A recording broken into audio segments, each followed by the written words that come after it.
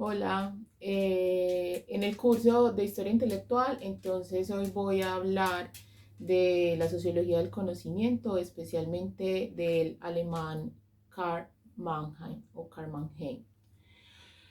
Ok, bueno, entonces Mannheim, Mannheim ha sido pues como el teórico que yo he usado o que bueno, que usé en mi tesis doctoral como base teórica. Bien, entonces, bueno, digamos que lo conozco un poquito. Mannheim, bueno, de Hungría, nace en el año de 1893, muere en 1947. Es uno de los sociólogos alemanes más reconocidos y más importantes. Fue profesor en Heidelberg y también en Frankfurt.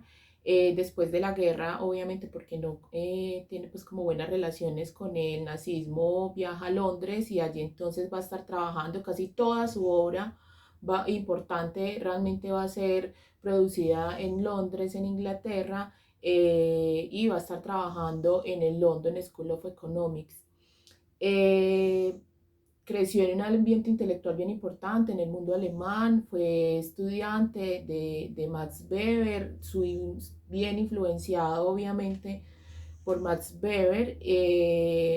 La contribución de Karl Mannheim a la sociología y también pues a la historia está relacionada sobre todo con lo intelectual, porque Mannheim va a hablar entonces de una categoría o de un sujeto que se mueve libremente entre las clases sociales, y ese sujeto es el intelectual. Bien, entonces definiciones de intelectual la di, en otro video hablé y manifesté parte de lo que dice Karl Mannheim acerca de lo que es el intelectual y de la inteligencia. Obviamente habría que leer un poco más para profundizar en esta definición de intelectual de Mannheim. Mannheim tiene varios textos, en el que me baso en esta clase de hoy, es en ensayos de sociología de la cultura, pero tiene muchos más textos y hay uno que es el más conocido y el más citado de Karl Mannheim, que es Ideología y Utopía. En este libro él hace una introducción a la teoría del conocimiento. Mannheim es el padre de la sociología del conocimiento, es decir, es esa sociología que se pregunta de cómo se produce el conocimiento en los sujetos y especialmente pues en los grupos sociales. Por eso para Mannheim la categoría más importante va a ser la del intelectual.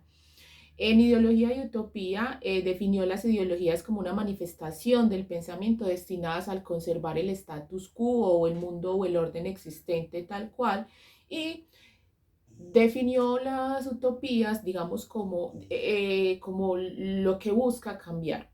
Si lo ponemos, por ejemplo, en términos de Gramsci, la ideología sería la hegemonía, mientras que la utopía sería la contrahegemonía, ¿cierto? Esas ideologías obviamente van a plantear entonces o van a permitir o van a ser las condiciones de posibilidad para que surjan las utopías. Bueno, dice Mannheim, por ejemplo, que todas las ideas, la filosofía, las teorías sociales y políticas son el resultado directo de una base existencial del conocimiento. Ese conocimiento no es un conocimiento que se dé solamente en los intelectuales o en las personas, digamos, en los sujetos de letras, sino que ese conocimiento también va a ser un conocimiento de las bases sociales, es decir, de toda la sociedad, y hay unas condiciones previas para esto. Por eso la sociología del conocimiento va a estudiar todas estas condiciones de posibilidad de carácter social para que se dé una ideología, una utopía o bueno, un estilo de pensamiento. En ensayos de sociología de la cultura, que es el texto del que voy a hablar hoy, Mannheim expone una de sus teorías más importantes, es la teoría de los estilos de pensamiento. Teoría, como dije, yo me basé para mi tesis doctoral. Para Mannheim, el pensamiento está socialmente condicionado. Los seres humanos ven e interpretan el mundo que los rodea de una forma distinta de acuerdo a los grupos en los que están organizados. En Mannheim, que es una de las críticas que se le hace, sobre todo posteriormente a su obra, es que para Mannheim la categoría de clase o el concepto de clase o el término de clase es fundamental. Yo no veo que tenga una idea de clase sumamente restringida, es decir, que cierre como que a todas esas apreciaciones sociales solo a la clase, pero efectivamente sí va a ser muy importante en Mannheim, ¿bien? No obstante, cuando uno la va a usar metodológicamente, no se te cierra tanto porque puedes hablar de, no de solo de clases, sino que puedes hablar de grupos y entender cómo el grupo del cual tú partes va a condicionar o va a generar unas formas de comprender el mundo. Bueno, dice Magen entonces que estas personas agrupadas de acuerdo con el carácter y la posición que ocupen dentro de los grupos a los que pertenecen,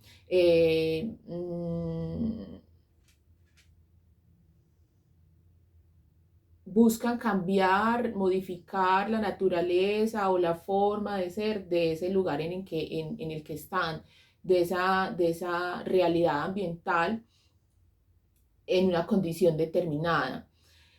No son, y eso lo deja claro también en Mannheim, no son los hombres aislados, es decir, no es el intelectual solito por allá, por ejemplo, o el gran líder el que porta el pensamiento, el que desarrollan los estilos de pensamiento, sino que dice Mannheim que son los grupos sociales, es decir, el intelectual parte de un grupo social.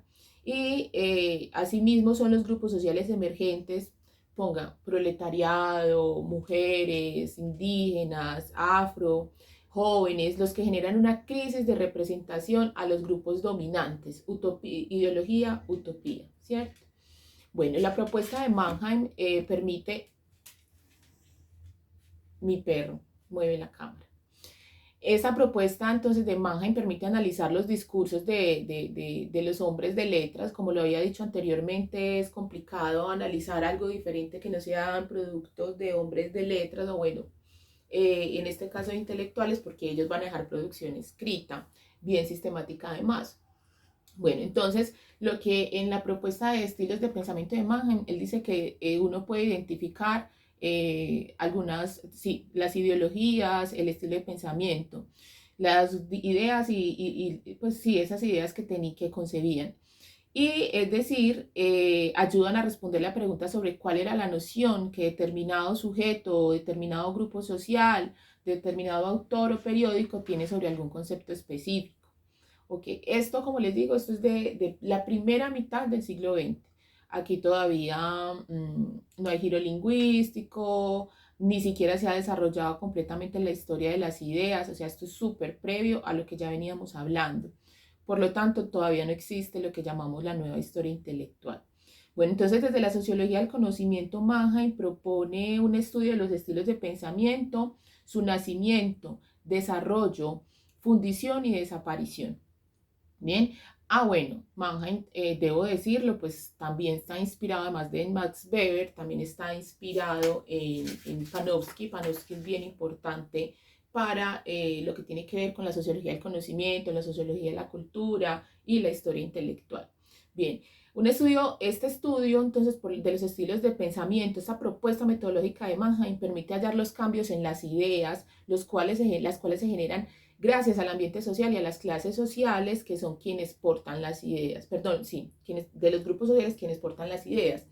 Bueno, el estudio se hace por medio de un aparato conceptual de los pensadores de los grupos existentes en una época. Es decir, esto se acerca a la historia conceptual, pero también tiene cierto acercamiento a la historia de las ideas, para verificar si estos sujetos usan términos idénticos con diferentes sentidos. Es decir, lo que propone Mannheim en su sociología del conocimiento y en sus estilos de pensamiento es un análisis de las significaciones. Ok, Mannheim es claro al manifestar que un estudio sobre los estilos de pensamiento es un estudio sobre las palabras y como estas nunca significan lo mismo cuando las usan grupos diferentes. Por ejemplo, él lo estudia en el pensamiento conservador alemán y en el pensamiento progresista alemán o pensamiento liberal, para que quede más claro. Ahí entonces ilustra cómo puede usarse una palabra dentro de los liberales o de los progresistas y los conservadores y aunque sea la misma palabra pueden tener unas significaciones diferentes. Listo, entonces también dice que se pueden ver esos usos diferentes de las palabras, las variaciones de su sentido suministran pistas para descubrir las diferentes tendencias del pensamiento de una comunidad. Bueno, Mannheim habla entonces en su teoría del conocimiento, perdón, en sus estilos de pensamiento. Ese es un concepto, lo van a encontrar. Las traducciones a veces lo van a traducir como modos de conocimiento, modos de pensamiento, ¿listo? Pero bueno, la palabra correcta es estilo porque además esto se deriva de la historia del arte, por eso ahorita les hablaba un poco de Panofsky. Dice Mannheim entonces que los estilos de pensamiento tienen se forman de dos cosas. Una primera cosa que es de larga duración o de mediana duración en términos históricos, que corresponde entonces a las intenciones básicas. Listo. Y luego viene un segundo momento que también puede ser largo, pero bueno, no tiene ya como tal un tiempo estimado, es el núcleo teórico, la construcción del núcleo teórico. En las intenciones básicas participa toda la sociedad posible, o sea, no tiene que ver con el rango social, con el estatus, con la educación, nada. Cualquiera puede participar de esto, ¿bien? Y el núcleo teórico sí es muy claro que allí participa la inteligencia o, bueno, los intelectuales. Las intenciones básicas también podríamos llamarlas condiciones de posibilidad para un pensamiento filosófico. Entonces, las intenciones básicas son inicialmente inconscientes, dice Mannheim, o sea, las tienen las personas, pero no saben que están pensando X cosa o que están haciendo cierta cosa. En ese sentido, se puede decir que las intenciones básicas pueden partir de una ideología previa, un pensamiento previo, de un estilo de pensamiento previo. Esas intenciones básicas tienen raíces que se van formando y que están vinculadas estrechamente con grupos sociales portadores. Las intenciones surgen de las luchas y conflictos entre los grupos, por eso el investigador de las ideas debe explicar de dónde proceden las intenciones y no solo pensarlas como originarias de un individuo, sino como originarias de todo un proceso compartido por un grupo social.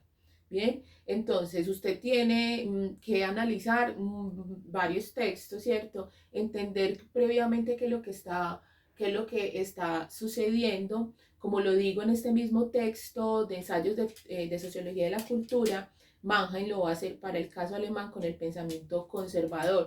Es una de sus obras también más leídas, yo creo que la que sigue después de ideología y utopía, el pensamiento conservador, porque hace una caracterización y explicación excelente de cómo surge el conservadurismo en Alemania y también explica el pensamiento, el movimiento romántico alemán y su relación con el pensamiento conservador político. Bueno, luego viene el núcleo teórico. El núcleo teórico surge a partir de las reflexiones de los hombres más capacitados de un grupo social, la inteligencia o, como lo diría Gramsci, los intelectuales orgánicos. Estos sujetos logran entonces condensar y convertir en teoría sus bases ideológicas. ¿Ok? Bien.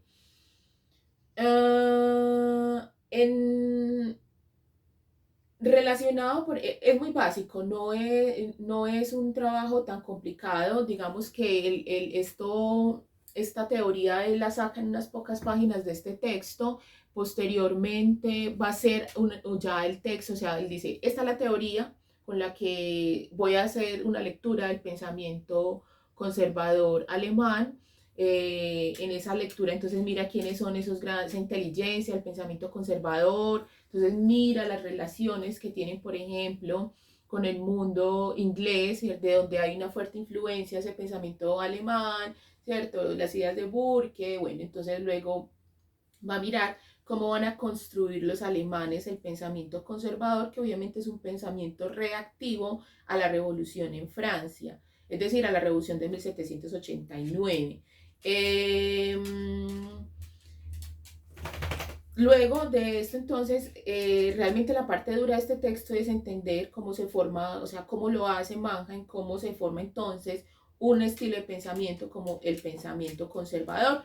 Algunos de ustedes me han visto ya la clase de pensamiento conservador, cómo se forma en Alemania y obviamente cómo se forma en otros lugares del mundo y cómo se forma obviamente el pensamiento conservador en Colombia, que fue parte de lo que trabajé en mi tesis de doctorado. Bien. Entonces tenemos que entender que, digamos que este sería el orden. Tenemos unas intenciones básicas, ¿cierto? Una sociedad que vive, un campesino, un comerciante que no está pensando intelectualmente en algo, sencillamente está existiendo por su compartir con otros sujetos de su mismo grupo social, adquiere ideas, se apropia de ideas, transmite ideas, produce ideas, y ahí en ese ambiente social, ¿cierto? Sin querer queriendo, como se dice, van empezando a crear unas formas de pensamiento, unas ideas, que luego unos sujetos, lo puede explicar, ¿no? Por ejemplo, para el liberalismo de la siguiente manera. Entonces estamos baja edad media, empieza pues como a surgir un nuevo grupo social que va a ser la clase burguesa. Eso no arranca de la noche para la mañana, eso es una construcción histórica. Y bueno, entonces ahí ya tienen a unas intenciones básicas, ¿cierto? Una inclinación hacia el trabajo, a la acumulación de capital, una pregunta también muy racionalista y muy intelectual acerca del universo. Y empiezan esas formas, esas intenciones básicas empiezan a formar movimientos y acontecimientos históricos. Pasado un tiempo, cuando las ideas y como hay mucho ruido y mucha bulla dentro de estos grupos sociales, entonces vienen unos señores, la inteligencia, unos intelectuales y empiezan a construir el núcleo teórico. Básicamente, en este sentido, sería hacer filosofía política. Entonces empiezan a decir, listo. Y ahí nace, por ejemplo, el naturalismo, entonces empiezan a preguntarse, bueno, ¿cuál es en esos estados hipotéticos de cómo es el hombre en estado de naturaleza? Entonces empiezan pues con la película del liberalismo, de que el hombre es libre, que el hombre es igual, bueno, y que el hombre está o no está en conflicto consigo mismo y con los demás, y bueno, y entonces empieza todo el desarrollo de lo que va a ser el contrato social o el Estado. El Estado, pues como la creación del Estado, perdón, de la sociedad civil. Bien, los que hacen toda esa lucubración mental van a ser la inteligencia, los intelectuales, y ese entonces va a ser el núcleo teórico. Es que un intelectual tiene la capacidad de observar en su mundo social, en su grupo social, lo que ellos piensan y logra sistematizarlo, logra condensarlo, logra explicarlo. Ese es un paso súper importante. ¿Qué sucede después? Eso vuelve a la sociedad, ¿cierto? Entonces, no se queda en el intelectual entonces, como lo he dicho siempre, busca transmitirlo y esto va a llegar a la sociedad. Llega a la sociedad ya de una manera sistemática, racionalizada y organizada, ya no solo como una intención psicológica o sociológica, perdón, una intención psicológica, sino que se devuelve como una intención sociológica, racionalizada, objetiva. ¿Cierto? La intención básica es una intención subjetiva, psicológica, mientras que cuando se hace núcleo teórico empieza a ser sociológica, racionalizada y objetiva. Esto va a volver a la sociedad y a partir de esta contribución de los intelectuales, entonces empiezan a formarse las ideologías. Bien, empieza a ingresar y va a haber ahí una cantidad de acontecimientos sociales. Esto es historia de larga duración, estamos hablando del pensamiento, jamás se hace de un día para otro. Entonces, empieza a formarse y a llevarse a esa sociedad y en ese segundo o en ese tercer momento realmente ese núcleo teórico empieza a convertirse en una ideología. Bien, la ideología entonces, si lo miramos en términos del que hablaré ahorita, que será de Pierre Bourdieu, la ideología sería entonces una ortodoxia, ¿cierto? Cuando ya ese núcleo teórico logra superar una cantidad de situaciones históricas y sociales, se va a empezar a convertir en una ideología, es decir, en algo que está ahí, empieza a entenderse como una verdad, como una realidad, como un ser. Bien, y esa ideología entonces va a generar ciertos movimientos. Digamos que este es un planteamiento también dialéctico. Esa ideología va a generar entonces esa utopía, ¿cierto? Que van a ser esos grupos contrahegemónicos que van a generar otra forma de pensamiento. Es decir, es una constante. Intenciones básicas hacen que unos intelectuales observen y creen el núcleo teórico. A esos que crean el núcleo teórico le van a salir, ¿cierto? Otros sujetos que se van a oponer. Por lo tanto, entonces, normalmente en el núcleo teórico y en las ideologías O sea, es que no es como, a ver, ¿cómo explico esto? No es que sea uno y luego dos, o sea, intenciones básicas, núcleo teórico, ideología, de esa manera, no. No es tan lineal, sino que es un poco más complejo. Intenciones básicas crean un núcleo teórico, pero pueden crear varios núcleos teóricos porque recuerde que dependen de los grupos sociales. Entonces, lo voy a ilustrar. Tenemos Baja Edad Media, cantidades de constelación de situaciones, intenciones, forman unas intenciones básicas, lo que decía, acumulación de capital, trabajo, bla, bla, bla, bla, racionalismo, bueno, un montón de cosas. Van a empezar a generar entonces unos intelectuales que van a producir un núcleo teórico, filosofía del liberalismo. Todo el mundo cuando se está haciendo la filosofía del liberalismo en la edad moderna, no está diciendo, ay, qué nota, sí, todo lo compartimos, no. En esa medida hay observadores, es decir, en ese mismo momento también se están dando unas intenciones básicas de otro pensamiento, pero son otros grupos sociales. ¿Por qué resalto el liberalismo? Porque digamos que el grupo social que históricamente más va a marcar o que más ruido va a hacer o que más recordamos o que más se ha estudiado es el liberalismo, ¿listo? Pero al margen o al lado, paralelamente, hay otro run, ¿cierto? De otro grupo social. ¿Qué grupo social? Entonces tenemos una aristocracia, ¿cierto? Una nobleza, por ejemplo, en el caso alemán, que va a estar ahí como, wow, aquí está surgiendo algo nuevo, algo diferente, no me está gustando mucho, pero todavía no se han metido con nosotros.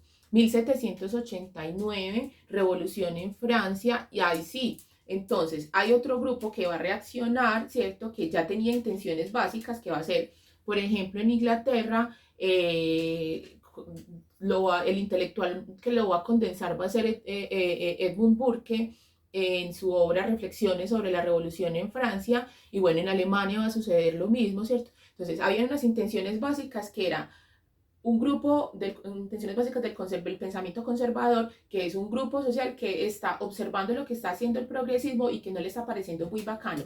Una vez hay un acontecimiento histórico tan importante como la revolución, tienen que armar núcleo teórico. Sin núcleo teórico, ideológicamente no se pueden mover. Entonces empieza a armarse en finales del 18 y en el 19 empieza a armarse entonces el núcleo teórico del conservadurismo.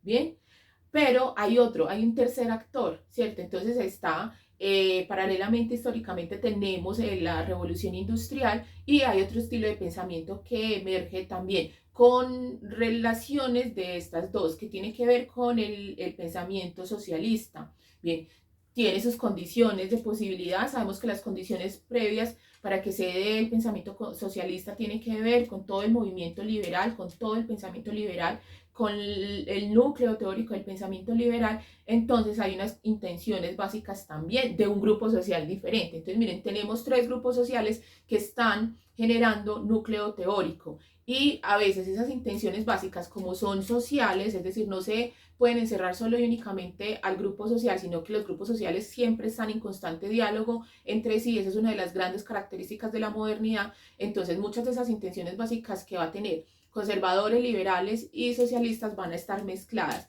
pero luego en los sentimientos de clase van a surgir entonces esos intelectuales orgánicos, esa inteligencia que va a ser el núcleo teórico y va a crear entonces la ideología. Es un movimiento dialéctico, como lo digo, pero no es un movimiento lineal, sino que es un movimiento que se da a veces paralelamente. Entonces sería como dibujar con un lápiz, no de forma lineal, sino como con un lápiz, unos círculos, tres lápices, unos círculos, y esos son los movimientos, digamos, paralelos que podríamos ver en la formación de los estilos de pensamiento. Hay otra cosa muy importante que deja más en clara, y es que esto solo se puede dar en la modernidad. Esta forma, pues primero porque tiene que existir el intelectual, y el intelectual es de la modernidad, pero hay una cosa que ahorita lo decía, y es una característica fundamental de la modernidad, es que hay varios grupos sociales, es decir, hay varios actores, es decir, hay varias fuerzas sociales que pugnan en diversos sentidos y hacen la vida más dinámica y más compleja. Bueno, ahí los invito a leer a Karl Mannheim. Mannheim sirve para algunos trabajos de historia intelectual, no sirve para todo, sirve sobre todo para unos trabajos muy amplios cuando uno intenta ver el pensamiento, por ejemplo, el pensamiento conservador en X lugar, sobre todo a escala nacional o a unas escalas regionales, pero pues no local, no así como el pueblito X, no, sino por ejemplo usted puede mirar cómo se forma el pensamiento conservador antioqueño, el pensamiento conservador colombiano, cómo se forma el pensamiento conservador alemán, que es el caso que hace Mannheim.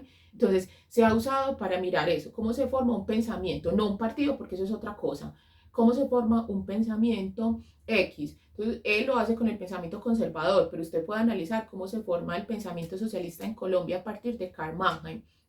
No le va a servir para otro tipo de estudios. Por eso lo reitero, en la historia intelectual usted tiene que saber que hay varias escuelas, hay varias teorías, hay varios teóricos, por lo tanto usted tiene que mirar cuál es el problema que usted desea estudiar para entender cuál de todas las teorías existentes es la que le permite a usted desarrollar una metodología que le permita darle respuesta a la pregunta que usted se ha hecho. ¿Listo? Bueno, esto es Mannheim, muchas gracias. Ahora sigo con el video, los estoy haciendo partiditos para que sea más fácil que lo vean y lo estudien. Sigo ahora con Pierre Bourdieu y bueno, muchas gracias. Chao, nos vemos en la próxima.